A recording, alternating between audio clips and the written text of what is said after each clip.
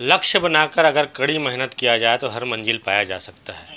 इस कहावत को सही साबित किया है कवर्धा के शमनापुर में रहने वाले गौतम पाटिल ने। जी हाँ, उनका चयन हुआ है डिप्टी कलेक्टर के लिए। यहाँ तक का सफ़र कैसे उन्होंने तय किया, सारी बातें उन्हीं से सुनते हैं, उन्हीं से जानते हैं कि क्या क्या। मैंने वर्ष 2015 में प्रारंभ किया था पीएससी की तैयारी करना। उस समय मुझे ज़्यादा जानकारी नहीं थी। फिर बिलासपुर में जाने के बाद और टीचर के गाइडेंस मिलने के पश्चात और दोस्तों के समर्थन से मैंने शुरू किया तैयारी।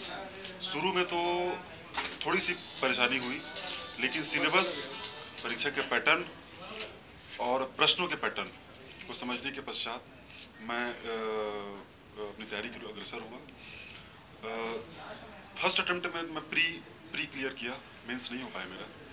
सेकेंड अटेम्प्ट में मैं इंटरव्यू गया, हालांकि 251 रैंक आया मेरा और सिलेक्शन नहीं हो पाया। तीसरे प्रयास में मैंने जो सेकेंड और फर्स्ट प्रयास में जो गलती की थी उसको सुधारते हुए तीसरा प्रयास में मैंने भरपूर ऊर्जा के साथ शामिल हुआ और तीसरे प्रयास में मैंने अपनी दूसरी रैंक प्राप्त की। मन में ख्याल कब आया कि मुझे प्रशासनिक पद पर जाना है? मन में तो शुरू से था सर कि पब्लिक से रिलेटेड काम करना है। प्रशासन में जाने का जो ख्याल है वो इंजीनियरिंग के दौरान है सर। मेरे जब इंजीनियरिंग कर रहा था उस दौरान है। आप जो है वर्तमान में एक पद पर हैं, फॉरेस्ट गार्ड के पद पर हैं। एक पद पर रहते हुए इस लक्ष्य को प्राप्त करना कितना चुनौती भरा रहा है? कैसे मैनेज होता था टाइमिंग का, जो पढ़ाई का जो शेड्यूल तय कैसे करते थे? शेड्यूल ऐसा रहता है सर कि यदि ड्यूटी के दौरान देर रात यदि काम करना पड़े तो अपना शेड्यूल मैं सुबह करता था, और सुबह यदि काम नहीं हो तो अपना शेड्यूल मैं रात को पढ़ाई करता था। कुल मिलाकर मैं 4-5 घंटा दिन में अपने लिए निकाल ही लेता था। 5 घंटे मिनिमम अध्ययन करता था। और ड्यूटी के दौरान तो परेशानी हुई सर, क्योंकि जॉब और पढ़ाई दोनों करते समय बहुत चुनौतियों का सामना करना पड़ता है। तैयारी की अगर बात करें तो जो अन्य लड़के भी हैं जो प्रशासनिक सेवा में आना चाहते हैं, तैयारी में लगे हुए हैं, उनके लिए क्या टिप्स देना चाहेंगे? किन बातों पर उनको ज़्यादा ध्यान देनी चाहिए? विषय की तैयारी जो है किस रणनीति के तहत करनी चाहिए? मैं जो प्रतिभागी है जो शामिल होने वाले हैं राज्य सेवा परीक्षा 2019-2018 में, उनको मैं बोलना चाहूँगा कि आप धैर्य बनाए रखिए। धैर्य के साथ कठिन मेहनत के साथ सही दिशा में मेहनत के साथ साथ आपको उसकी प्रक्रिया को समझना पड़ेगा। उनकी जो चुनौती आती है बीच में उसको समझना पड़ेगा।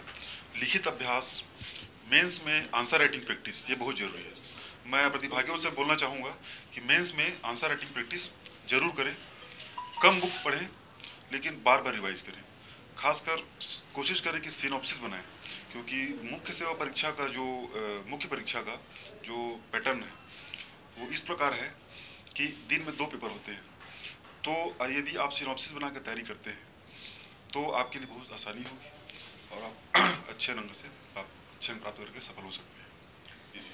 आपका मनस्थिति क्या थी जब इंटरव्यू के लिए आप गए, और किस तरह के सवाल आए और उन सवालों का जवाब आपने किस तरह से दिया? जब 2016 पीएससी में मैं पहली बार अपियर हुआ इंटरव्यू के लिए तो मन में बहुत घबराहट थी। और लेकिन हम लोग का ग्रुप है सर, जो 4-5 लोग का ग्रुप है जो साथ में तैयारी करते हैं। इंटरव्यू के दौरान हम पहले से प्रैक्टिस करके गए थे, mock interview, GD group discussion करते थे। हर व्यक्ति 3 मिल के एक कर लेते थे, फिर अगले कर लेते थे। इस प्रकार की कोशिश करते थे कि वहाँ नया चीज़ न लगे, और इसका बहुत फायदा हुआ सर। यहाँ तक पहुँचने में आपका खुद का तो मेहनत थी ही, और किन किन लोगों का जो है प्रत्यक्ष अप्रत्यक्ष रूप से आपका सहयोग रहा? माता पिता का तो रहता ही है सर, और उन्होंने हर कदम पर मेरी मदद की, हमेशा मेरे पीछे खड़े रहे। प्रक्रिया तैयारी के दौरान मेरे दोस्तों का जो योगदान है वो अतुलनीय रहा है। करना है तो किस दिशा में, कौन से क्षेत्र पे ज़्यादा फोकस रहेगा आपका? समय के साथ प्रशासन में चुनौतियां बढ़ रही है सर, और मुझे एक डिप्टी कलेक्टर के रूप में मैं जो दूरी है बढ़ती जा रही है प्रशासन और पब्लिक, खासकर जो रिमोट एरिया में रहते हैं, जनजाति या महिला या शोषित, इन लोगों को जो दूरी है उसको दूर करें। साथ साथ जो शिक्षा है, शिक्षा के क्षेत्र में मेरी प्राथमिकता सर्वप्रथम रहेगी सर। तो ये थे गौतम पाटिल, जिनका चयन डिप्टी कलेक्टर के पद पर हुआ है। और उनकी माने तो कड़ी मेहनत से, ईमानदारी से अगर मेहनत किया जाए तो हर मंजिल पाया जा सकता है, जो इन्होंने कर दिखाया है।